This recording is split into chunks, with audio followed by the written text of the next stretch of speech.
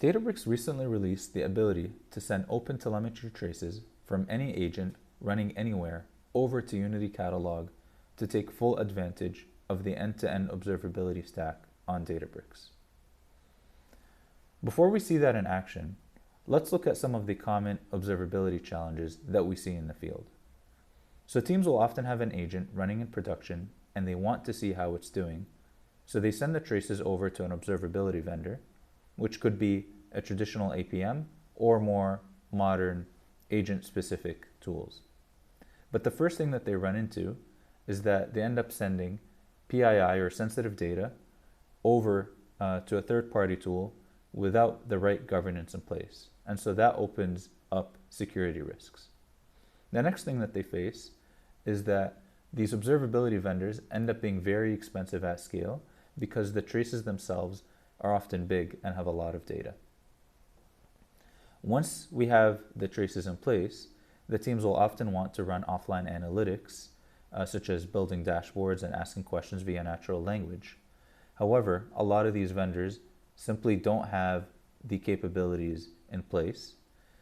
Additionally, they're missing a lot of the business context which exists elsewhere in the organization. And so teams have to send that data and sync it over to the lakehouse, and so they end up with these data silos and the requirement to build and maintain brittle and expensive pipelines. And teams then also want to do production monitoring on top of the traces to see how the agent is doing in production, by doing things like running LLM judges, as well as custom scores that they may have. But a lot of these vendors don't provide those capabilities, and so the teams have to do custom work to make that happen. And finally, those same traces that are in production need to be used in order to iterate on the agent as part of an offline eval process. But a lot of those tools either don't provide those capabilities, or these end up being two separate stacks. And so, again, the team needs to build out some custom tooling or pipelines to make this happen. Now, with this new capability, you can use a couple lines of code to instrument an application or an agent and send OpenTelemetry traces from the agent running anywhere, including outside of Databricks, on any stack with any framework, and put those traces over to Unity Catalog tables. Now, these are simply tables in UC, and they have all of the governance capabilities that Unity Catalog provides. Additionally, they're just Delta tables, and so they work very well at scale at a fraction of the cost. Now, once we have those traces in the tables, we can then use the full end-to-end MLflow stack directly on top of those traces.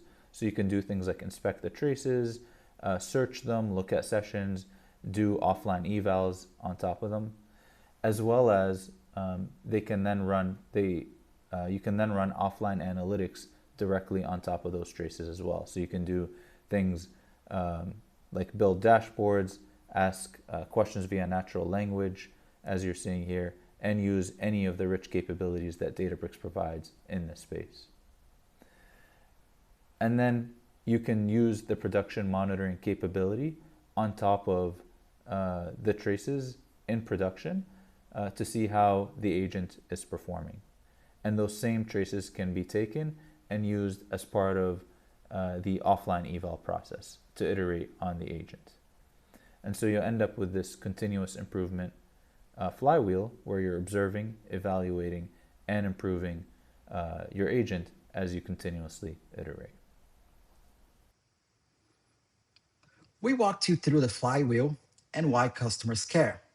Now I'm going to spend the next few minutes on what this actually looks like running on Databricks and how customers can close out this loop using the Lakehouse platform. Let's go ahead and dive right in. Starting with our agent, we built a LangGraph support manager assistant that calls a Genie Space as a tool. So let's go ahead and start by asking a question.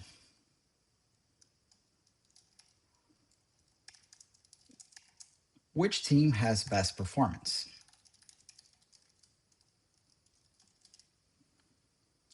So now it's going to be calling our tools, in this case, our Genie tools, in order to be able to answer our questions.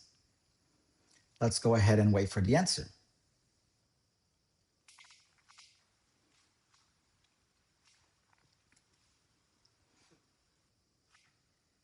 So there we have it. Now we receive our answer. The interesting part isn't the agent design, but it's the actual setup code and how easy it is for customers to set this up on Databricks. Let me show you. The setup has two parts. The first part is a one-time setup script. Let's go ahead and take a look at what it looks like. The setup script creates the MLflow experiment and it binds to this UC catalog and schema that we have specified over here. That single binding tells Databricks to auto-provision 4 Delta tables for our traces. And the second part is the agent code itself. And 3 lines are needed for our configuration over here. We need to set our tracking URI, the experiment name, and then run autolog. And that's it. From now on, every lane graph node, every tool call, every model call gets captured automatically.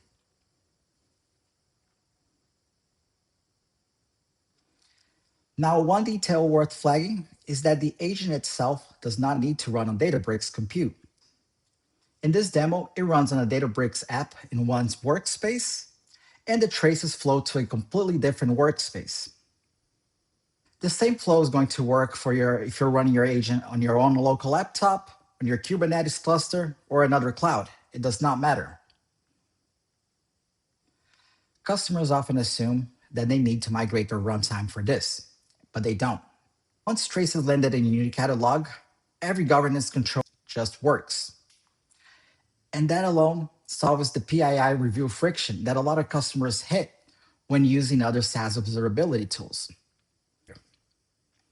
So next, let's go ahead and take a look at the experiments we have created for our agent. So here I have already pulled up the experiments UI page. And these are our traces. So if you recall earlier, we asked a question, which team has the best performance? And here it is. Every invocation is going to show up as a trace. And I can click into any one of these traces to see the full execution path. Let's go ahead and take a look at one of the traces, the one that we asked earlier, which team has the best performance.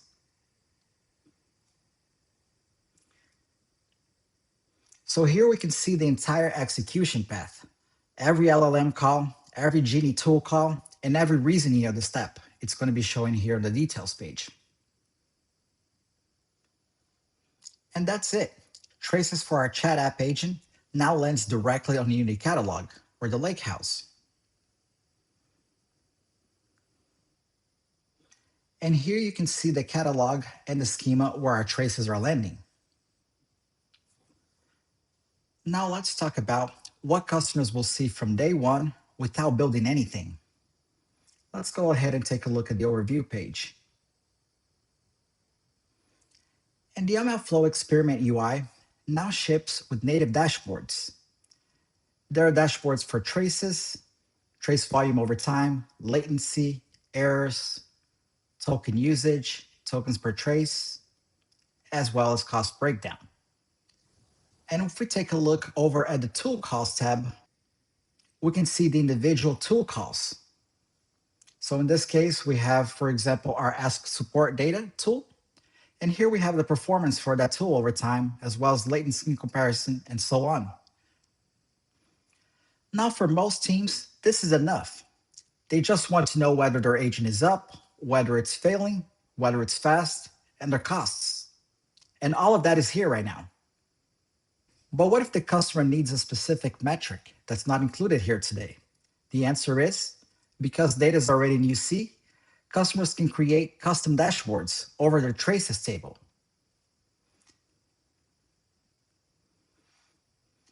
And one example for customers to want to choose to use a custom dashboard would be for something like calculating cost per trace using a contract pricing. The key takeaway here is that customers are not tied to just these default or native dashboards. If there's some kind of metrics not available here today, they can simply use their own custom dashboards for this. Now the part that matters the most for the flywheel, taking these production traces and turning them into evaluation data. Let's go ahead and jump over into our eval runs page.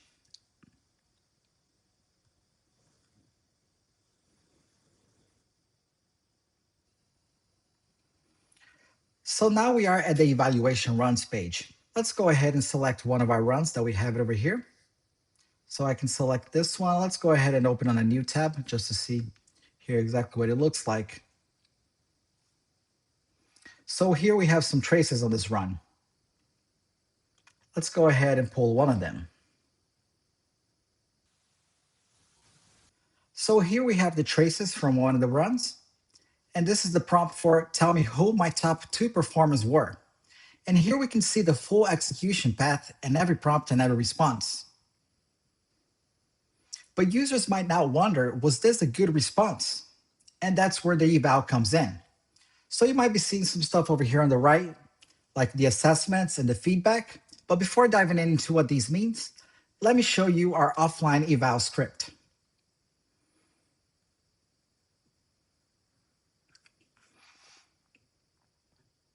So what you're seeing right now is a small script that does 3 things. First, it's going to pull the recent traces directly from UC. And then it's going to be building an evaluation data set against those production prompts from earlier that you saw on the page. And then it's going to run the MLflow judges against that data set using some custom guidelines that we wrote. So in this case, we have 3 guidelines. One of them is, for example, the actionable insights, where it says the response must provide at least one concrete data-backed recommendation. With this, each trace they're going to get scored against each judge. So now let's go back to our eval run that we were looking at it earlier. So here we can see the traces that got scored against each of our judges earlier. We can see which ones passed, which ones failed, and the reason why. Let's take a look at one of them. So for example, we have this one where it failed actionable support insights. And let's take a look at the reason why. So it says, while it mentions analyzing data and providing actionable takeaways, it does not explicitly state a recommendation based on data. So therefore, this is the reason why this failed. One thing to note, these scores are also written to the OTel's annotations table in the same UC schema as our traces.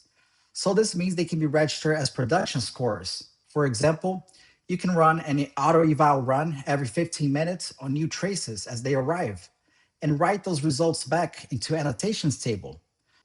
So this is going to be using the same code as the offline eval script from earlier, but just running continuously. And that's the loop closed. Production traffic becomes the eval set. The score tells us where to invest. We improve the agent, new traces flow in, and the loop keeps going. And that's the continuous improvement flywheel. To recap everything, customer has an agent, doesn't matter where it runs, and they instrument it with MLflow OTel. Traces feed evals, evals drive scores, and scores drive iteration. That's the flywheel. Thank you everyone for attending this walkthrough.